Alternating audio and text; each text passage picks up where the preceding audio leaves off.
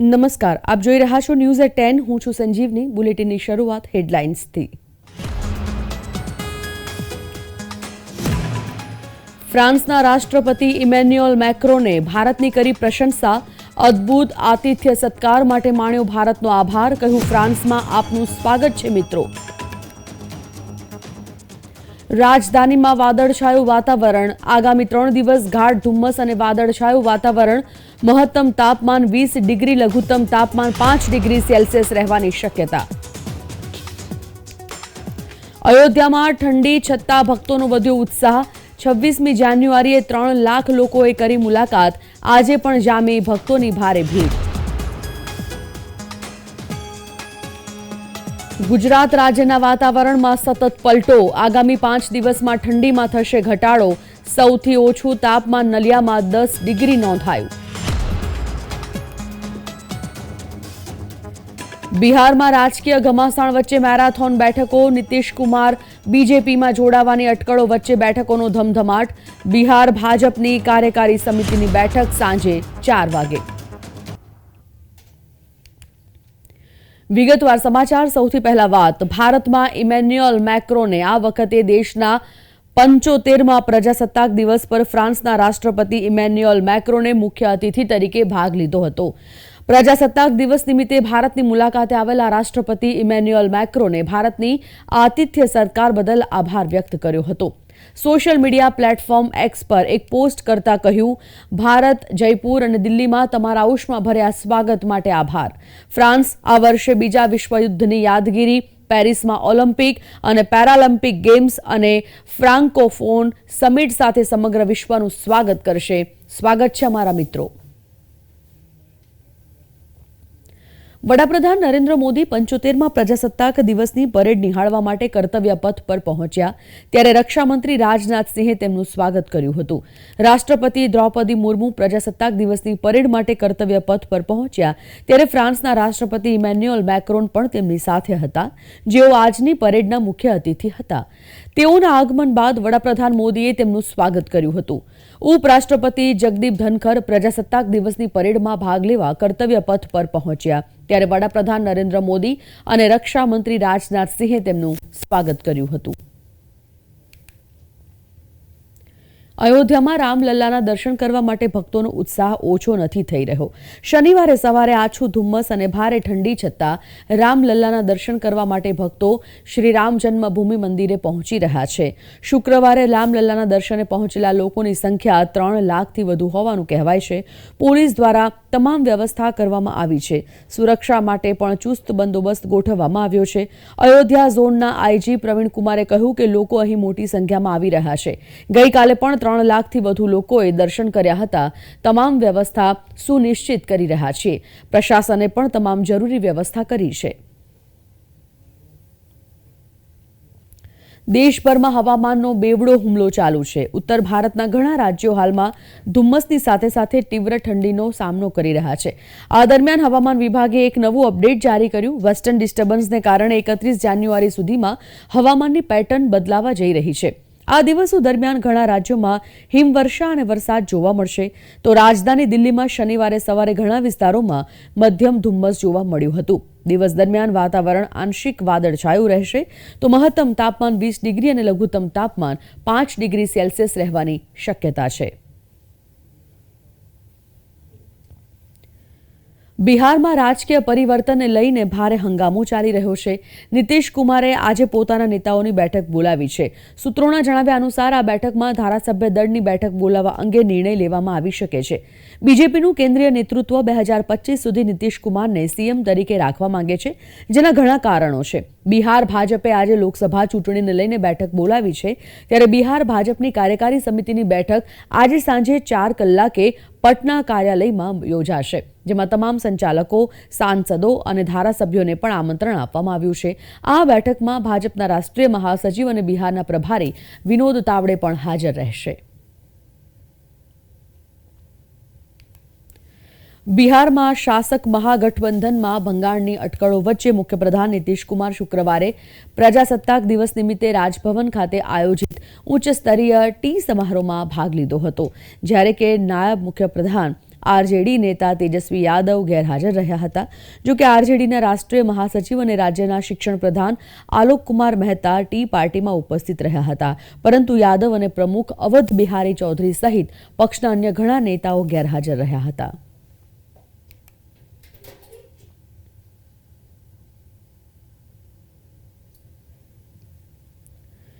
નીતિશ કુમારની એનડીએમાં પરત ફરવાની અટકળો પર ભાજપના સાંસદ સુશીલ મોદીએ કહ્યું કે રાજકારણમાં દરવાજા કાયમ માટે બંધ થતા નથી.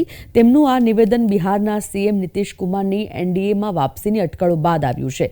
સુશીલ મોદીએ કહ્યું કે જરૂરિયાત મુજબ દરવાજો ખુલતો અને બંધ થતો રહેશે.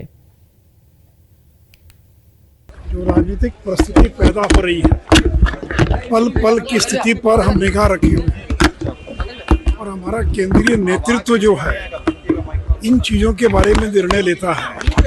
इसमें राज्य इकाई की कोई मान्यता नहीं है. तो लगातार मीडिया के अंदर जिस तरह की बातें आ रही हैं, सारी चीज़ों पर हमारी निगाह बनी हुई है और उचित समय पर पार्टी अगर कोई आवश्यकता पड़ेगी तो उचित निर्णय लेगी. मैंने आज दिल्ली में भी कहा था कि राजनीति में कोई दरवाजा परमानेंट बंद नहीं होता है. आवश्यकता के अनुसार दरवाजा खुलता रहता है, बंद होता रहता है. तो अगर आवश्यकता पड़ेगी तो दरवाजा खुल जाएगा, अगर आवश्यकता नहीं पड़ेगी तो दरवाजा बंद रहेगा. तो इसलिए तो समय आने पर सारी जानकारी मिलेगी. સમાજવાદી પાર્ટીના પ્રમુખ અખિલેશ યાદવે કહ્યું કે તેઓ માને છે કે બિહારના મુખ્યપ્રધાન નીતિશ કુમાર એનડીએમાં જોડાશે નહીં અને વિપક્ષી જૂથ ઇન્ડિયામાં જ રહેશે. તેમણે કહ્યું કે ભારતમાં તમામ પક્ષોને એક રાખવાની જવાબદારી કોંગ્રેસની છે. कोई सौहार्द नहीं है. हमें उम्मीद है कि नीतीश जी एनडीए में नहीं जाएंगे. नीतीश जी इंडिया गठबंधन को मजबूत करेंगे. देखिए, ममता जी ने लड़ने के लिए कहा, इसलिए कांग्रेस को मनाना चाहिए. कांग्रेस की बड़ी जिम्मेदारी है छोटे दलों को साथ लाने की. बहुत अच्छा गठबंधन हो रहा है और सीट का नहीं है, जीत का गठबंधन है. ये कांग्रेस को कितनी सीटें दी जाएंगी? सीटें की संख्या कितनी भी हो सकती है, गठबंधन जीत के आधार पर है. जीत ही हमारा बंटवारे का रणनीति का हिस्सा है. અલબામાએ દોષિત ખૂની કેનેથ યુજેન સ્મિથને નાઇટ્રોજન ગેસ સાથે મોતની સજા આપી છે. વૈશ્વિક સ્તરે આવી સજાની પદ્ધતિનો પ્રથમ વખત ઉપયોગ કરવામાં આવ્યો છે.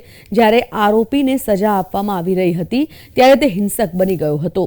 સ્મિથ ઉપર એક મહિલાની હત્યાનો આરોપ હતો કે તેણે પૈસા લઈને મહિલાની હત્યા કરી નાખી હતી. આ ઘટના 1988ની સાલની હતી અને તેણે 1989માં ઝડપી લેવાયો હતો. જોકે આ સજાને યુએનએ ક્રૂર ગણાવીને વખોડી હતી.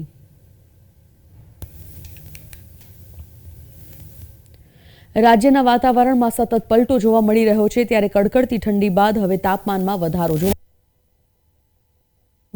થયો.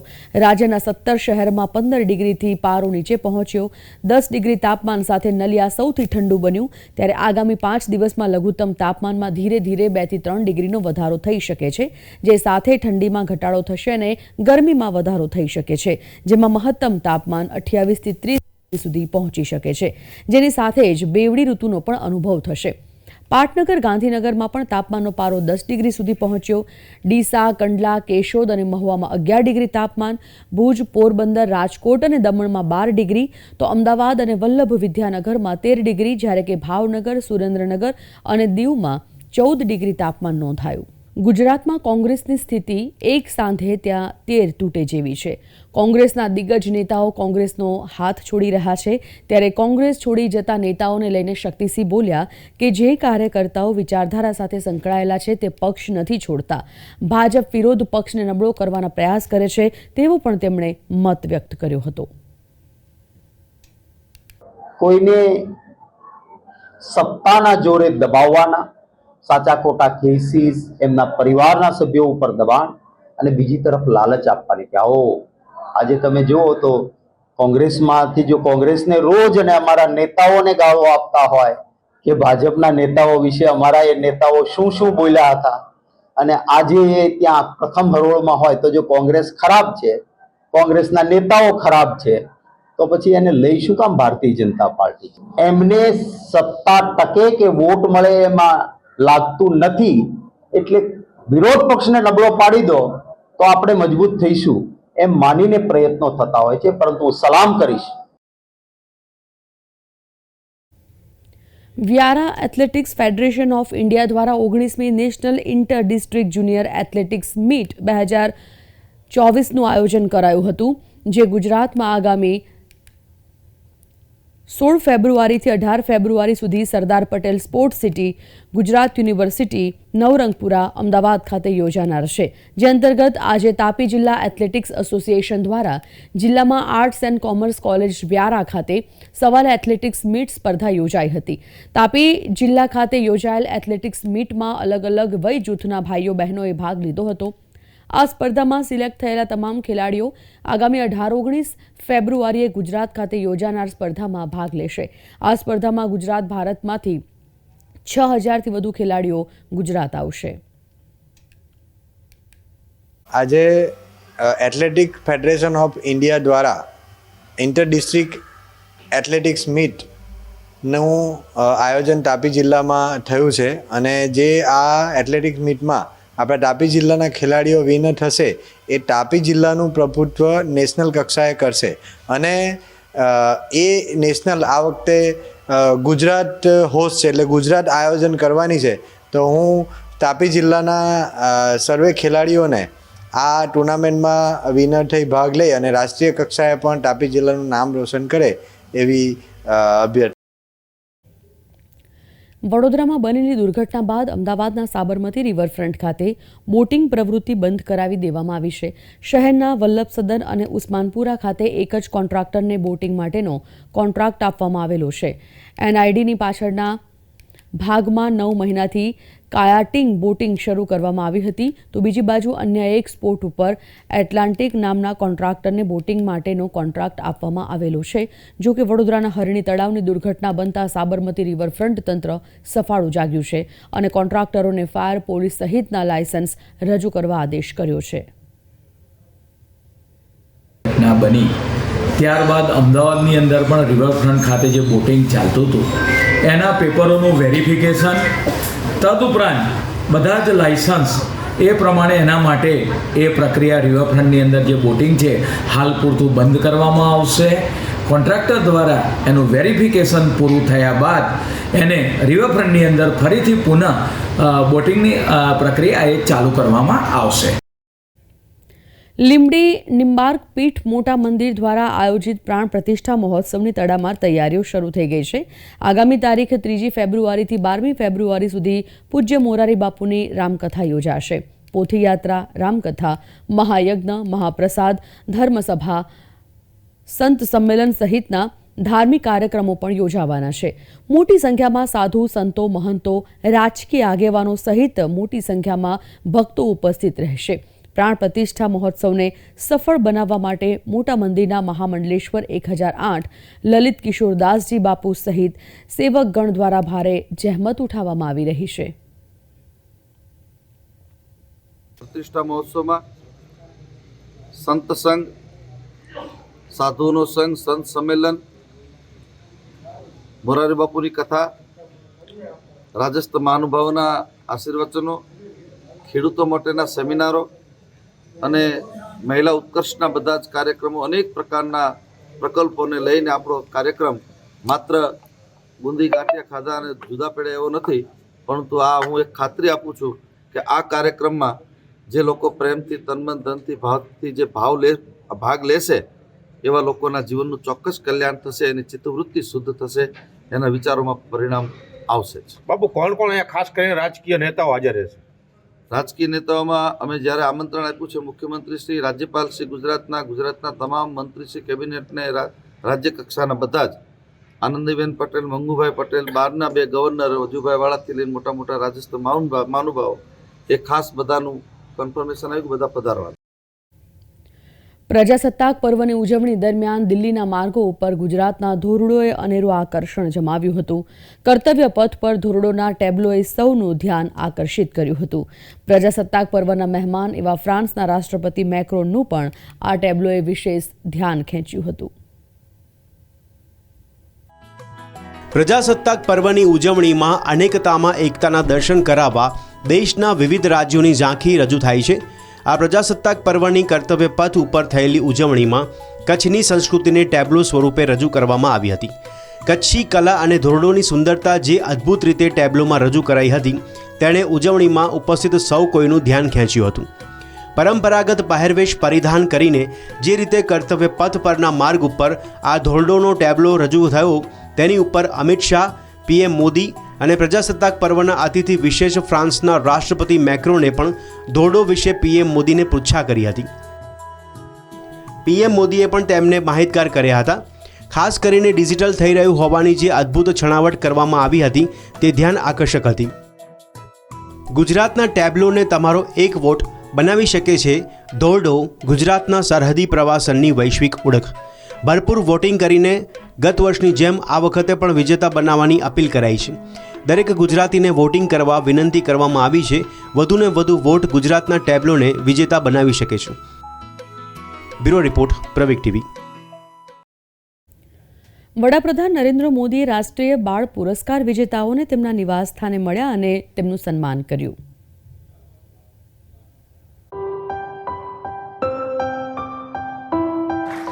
પીએમ નરેન્દ્ર મોદીએ બુધવારે સાંજે તેમના ઘરે વડાપ્રધાન રાષ્ટ્રીય બાળ પુરસ્કાર વિજેતાઓનું સન્માન કર્યું હતું. વાતચીત દરમિયાન બાળકોએ પીએમને તેમની સિદ્ધિઓ વિશે જણાવ્યું. પીએમએ તેમને સ્મૃતિચિહ્ન અર્પણ કર્યું.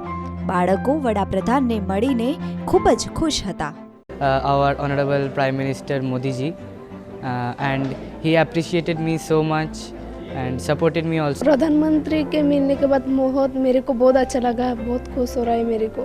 मेरा दोस्तों के ये बोलूँगा मैं, प्रधानमंत्री नरेंद्र मोदी जी की मेरे बात हुआ. प्रधानमंत्री जी ने हमें बहुत प्रोत्साहित किया कि जीवन में कैसे आगे बढ़ना चाहिए. जितने भी स्टूडेंट्स ने प्रधानमंत्री राष्ट्रीय बाल पुरस्कार जीता उनको और प्रेरणा दिया. આ દરમિયાન મહિલા અને બાળ વિકાસ મંત્રી સ્મૃતિ ઈરાની પણ હાજર હતા.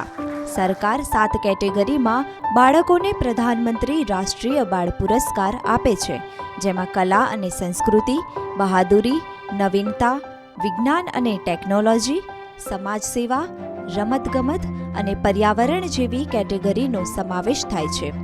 આ વર્ષે દેશભરમાંથી 18 બાળકો એવોર્ડ વિજેતા બન્યા છે. બ્યુરો રિપોર્ટ, પ્રવેગ ટીવી. અબુધાબીમાં બીએપીએસ સંસ્થાનના નેજા હેઠળના નવનિર્મિત મંદિરના ઉદ્ઘાટન માટેની તૈયારીઓ પૂરજોશમાં ચાલી રહી છે. વડાપ્રધાન નરેન્દ્ર મોદી 14મી ફેબ્રુઆરીએ મંદિરનું ઉદ્ઘાટન કરશે, ત્યારે હાલમાં બીએપીએસ સંસ્થાના ભક્તોમાં અબુધાબીના મંદિરને લઈને ભારે ઉત્સાહ જોવા મળી રહ્યો છે. અબુધાબીમાં બાપ્સ સ્વામિનારાયણ સંસ્થા તેના નવા મંદિરના ઉદ્ઘાટનની તૈયારી કરી રહી છે. કહેવામાં આવી રહ્યું છે કે સંયુક્ત આરબ અમીરાતમાં આ સૌથી મોટું હિન્દુ મંદિર છે. વડાપ્રધાન નરેન્દ્ર મોદી 14 ફેબ્રુઆરીએ મંદિરનું ઉદ્ઘાટન કરશે. બાપ્સ એટલે કે બોચાસણવાસી શ્રી અક્ષર પુરુષોત્તમ સ્વામિનારાયણ સંસ્થાના પ્રતિનિધિઓ સ્વામી ઈશ્વર ચરણદાસ અને સ્વામી બ્રહ્મ વિહારી દાસની આગેવાની હેઠળ ડિસેમ્બરમાં નવી દિલ્હીમાં વડાપ્રધાનને મળ્યા હતા અને તેમને ઉદ્ઘાટન માટે આમંત્રણ આપ્યું હતું. અબુધાબીના આ મંદિરનું નિર્માણ પ્રાચીન મંદિરોની શૈલીમાં કરવામાં આવ્યું છે. તેને બનાવવામાં લોખંડ કે સ્ટીલનો ઉપયોગ કરવામાં આવ્યો નથી. बीएपीएस हिंदू मंदिर अरब देश में वो प्रथम मानव मात्र में मंदिर बन रहा है. तभी सब लोगों ने सोचा कि ऐसा मंदिर हो कि it should be spiritual but at the same time cultural भी हो और ये मंदिर हारमोनी संवादिता का धाम भी हो. છેલ્લા 3 વર્ષમાં મંદિરના નિર્માણ માટે 20,000 ટનથી વધુ પથ્થરો અને માર્બલ અબુધાબી મોકલવામાં આવ્યા છે. 32 મીટર ઊંચા મંદિરમાં 200થી વધુ સ્તંભો છે. તમામ થાંભલાઓ પર સુંદર કોતરણી કરવામાં આવી છે.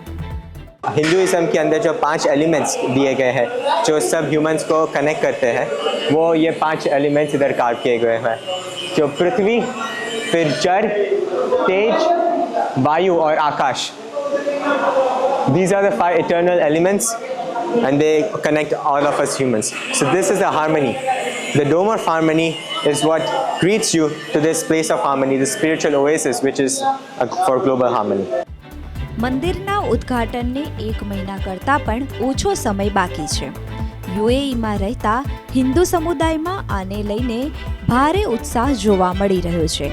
દિલ્હીનું અક્ષરધામ મંદિર પણ બાપ્સ સંસ્થાનું છે. બાપ્સ સમગ્ર વિશ્વમાં 3850થી વધુ કેન્દ્રો ચલાવે છે.